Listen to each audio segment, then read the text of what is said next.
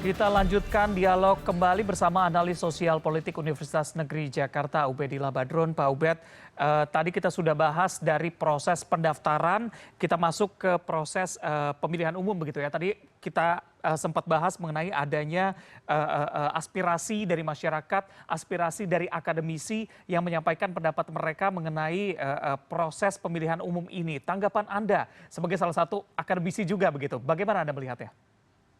Iya, jadi kami melihat sejak awal pemilu ini memang terlihat tidak menerapkan prinsip-prinsip pemilu, asas-asas pemilu yang bebas misalnya, kemudian jujur, kemudian adil misalnya, rahasia dan seterusnya. Jadi asas-asas pemilu itu ya hampir relatif semuanya dilanggar oleh proses penyelenggaraan pemilu ini.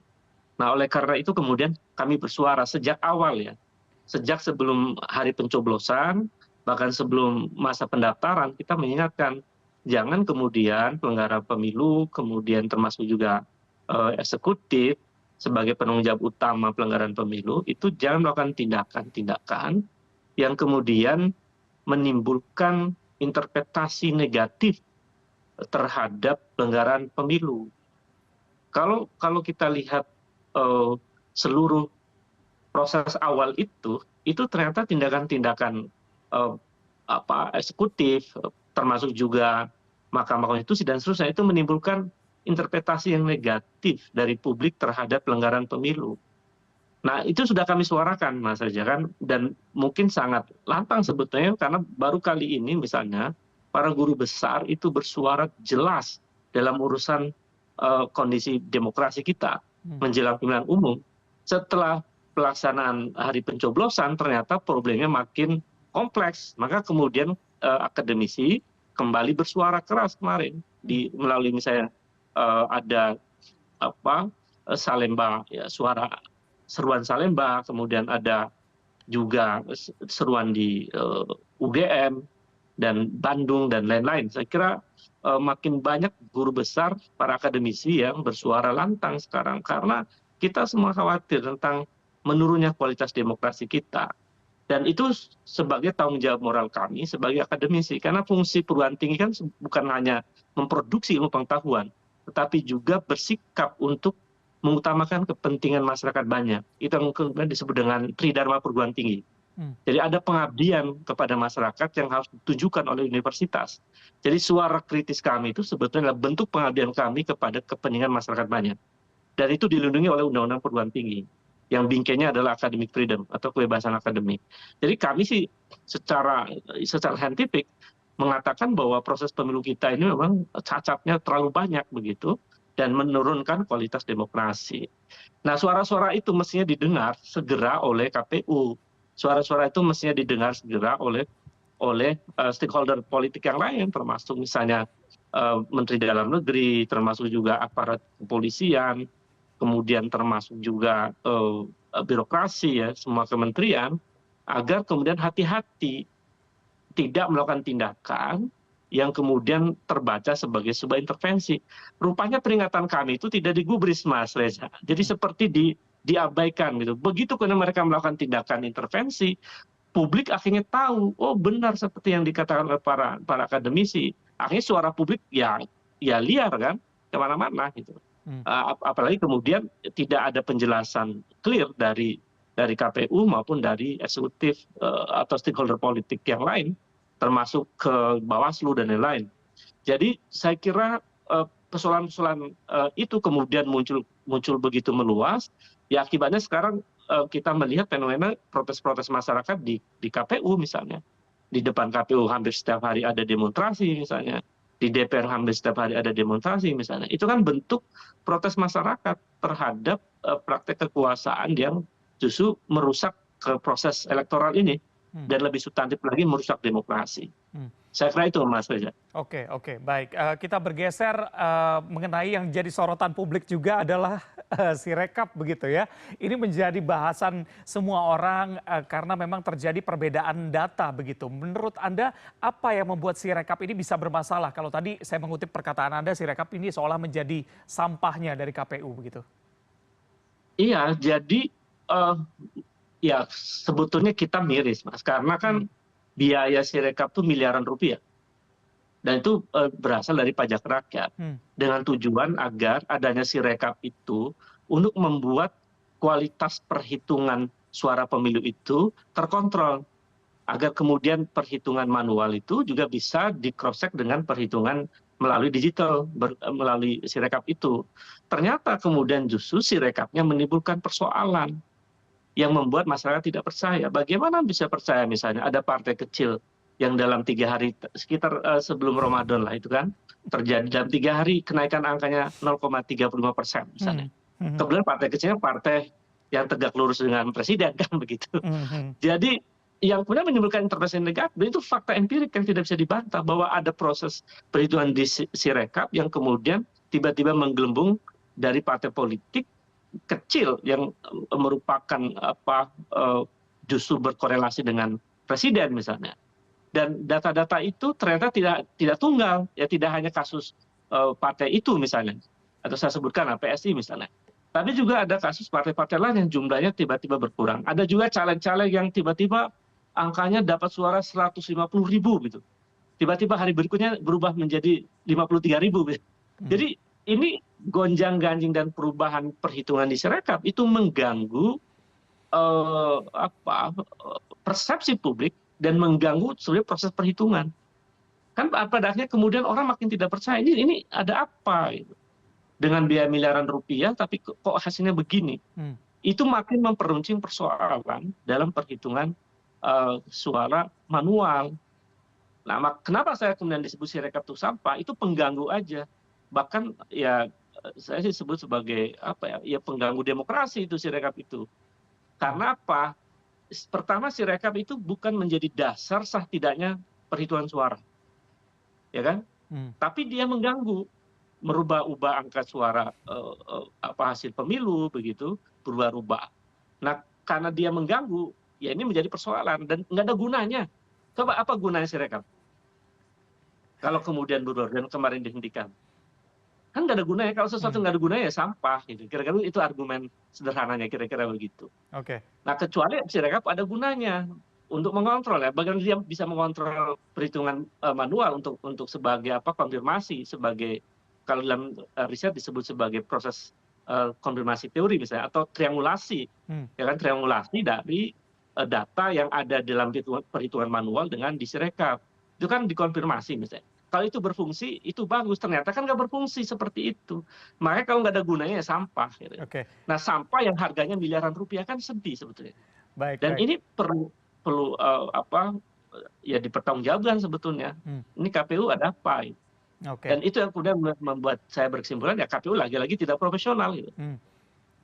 Pak Ubed, ini kalau misalnya tadi kita Anda mempertanyakan begitu ya mengenai fungsi dari Sirekap yang ternyata tidak begitu berfungsi juga begitu. Kalau ini menjadi evaluasi, apakah di pemilu berikutnya lebih baik kita menggunakan sistem e-voting atau justru apakah itu bisa memperbaiki kepercayaan masyarakat juga gitu ya, atau justru kita kembali seperti dulu hitung manual saja begitu menurut Anda?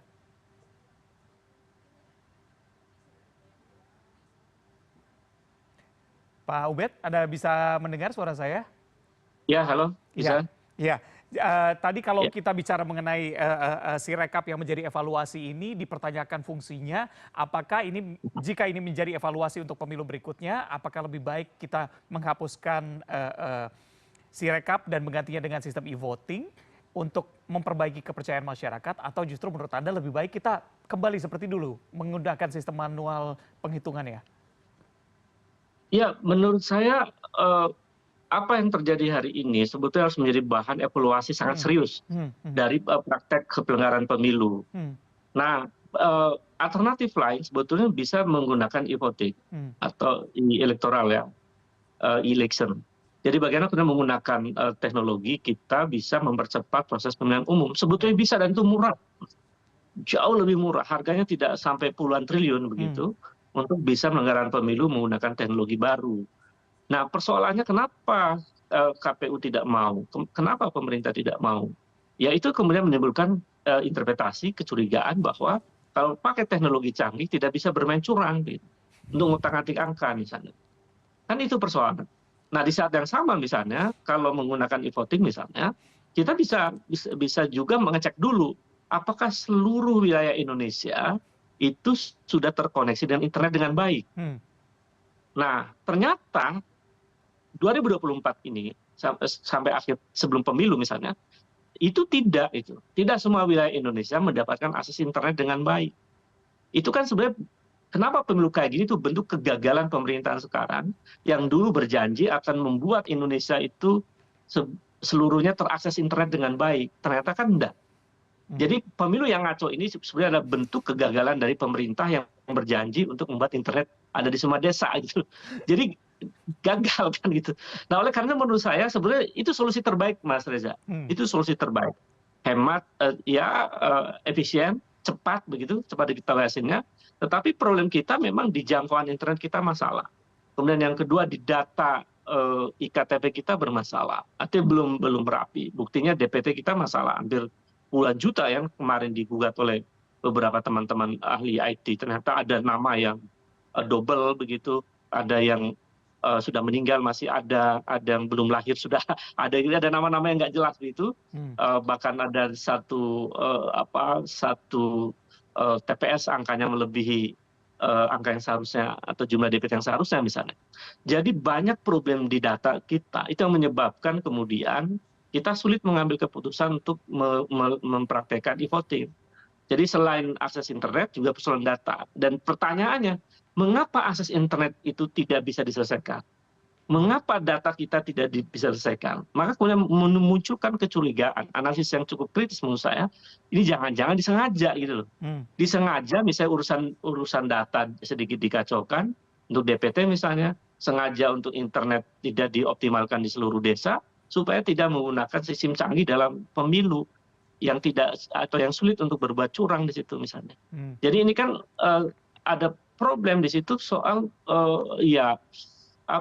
political will di situ, ada kemauan politik yang kuat mestinya didorong oleh parlemen dan dilaksanakan oleh eksekutif. Tapi ini tidak. Jadi menurut saya itu PR besar, dan kami sih sebagai akademisi yang tidak ada kepentingan kecuali kepentingan kebenaran ilmiah, ya harus mendorong ke sana. Bagaimana caranya agar seluruh desa terakses internet dengan mudah, dengan baik dan lancar, dan problem data di Indonesia selesai gitu. Kalau nggak selesai juga ya kita patut curiga memang penyelenggara pemilu termasuk juga pemerintah sengaja untuk membuat data kependudukan kita tetap kacau seperti sekarang gitu, agar bisa berbuat curang kan.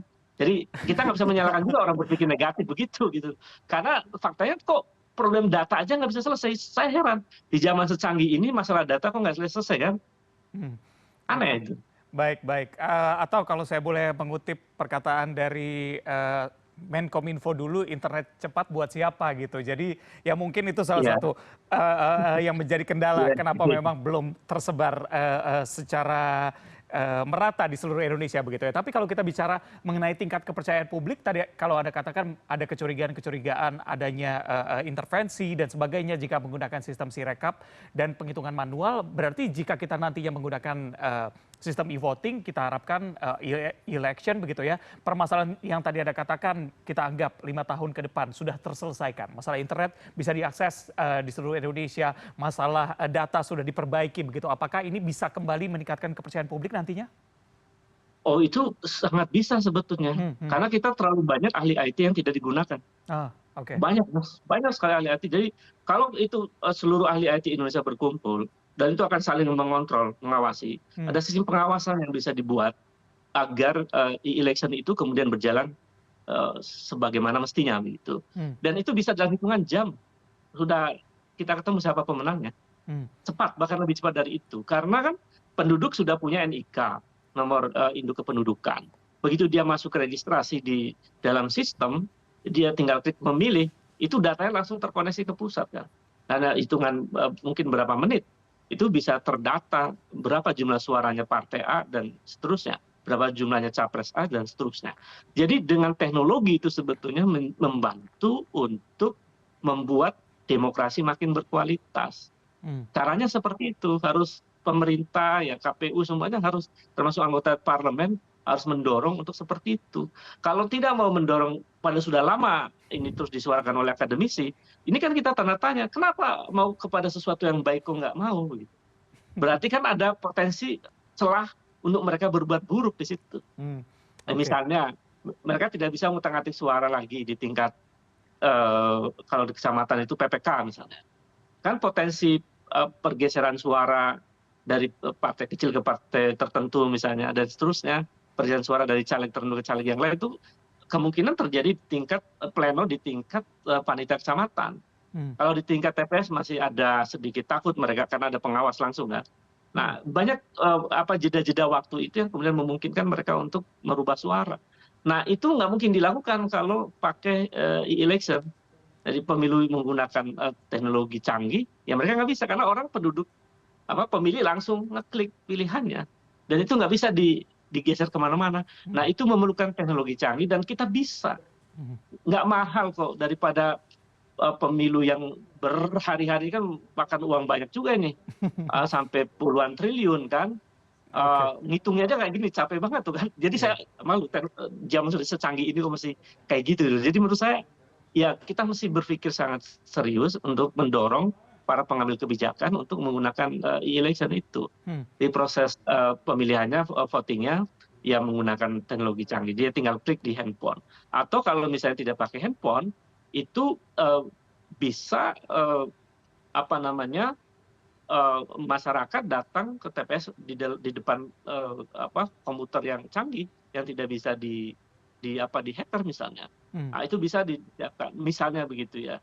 Yang nggak punya handphone yang canggih bisa ngekliknya di tempat lain yang disediakan misalnya, dan seterusnya. Jadi saya kira banyak cara sebetulnya kalau kita ingin lebih efisien, lebih maju dan lebih cepat, sehingga tidak juga menimbulkan kegaduhan dan lain-lain. Iya, permasalahan distribusi surat suara rusak, salah cetak, dan segala macam itu semua bisa terselesaikan. Betul. Baik, Betul. Pak Ubed, kalau misalnya kita bicara mengenai masih soal Sirekap begitu ya, yang jadi pertanyaan publik juga adalah mengenai servernya. Ini sempat dibahas mengenai servernya berada di luar negeri milik Alibaba begitu ya, dan sampai saat ini KPU juga masih belum membantah ataupun membenarkan terkait dengan informasi ini. Tanggapan Anda seperti apa? Nah, ini problem. Saya kira problem yang sangat sangat serius juga karena ini menyangkut data ya, Mas Reza ya. Jadi kalau kita kemudian ternyata datanya ada di luar negeri, yang kemudian kita ketahui servernya itu terkoneksi dengan Alibaba misalnya, dan Alibaba dikenal sebagai salah satu bisnis digital teknologi yang berbasis di Tiongkok ya, misalnya begitu. Maka kemudian atau berjejaring ke Tiongkok, maka kemudian muncul analisis bahwa ini berbahaya. Bagaimana mungkin data penting yang akan menentukan masa depan pemimpin dan legislatif di Indonesia itu berada di tempat lain? Kenapa bisa begini? Dan itu tidak ada transparansi sejak awal. Mestinya KPU itu harus transparan sejak awal, sehingga ada kontrol di situ. Kalau itu hasil tender misalnya, tendernya ternyata terkoneksi kemudian dengan Alibaba misalnya. Tapi kalau disampaikan sejak awal kan ada kontrol di situ. Nah, ini kan enggak itu. Jadi tidak transparan, sehingga kemudian memunculkan pertanyaan-pertanyaan publik dan yang membuat publik menjadi curiga, kenapa harus dengan Alibaba misalnya? Kenapa kita tidak membuat sendiri misalnya? Itu kan juga persoalan yang kemudian mengganggu kepercayaan publik. Jadi publik ini sudah akumulasi nih ketidakpercayaan pada KPU, Mas Reza. Makanya kemudian kalau ada protes-protes itu sebetulnya rasional, karena KPU telah menanam ketidakpercayaan itu bertubi-tubi. Oke, dan yang cukup menarik adalah itu, belum dikonfirmasi iya atau tidaknya sampai dengan saat ini dari KPU. Tapi Pak Ubed, nanti kami akan kembali kepada Anda untuk kita membahas bagaimana perbandingan pemilu saat ini dengan pemilu sebelumnya.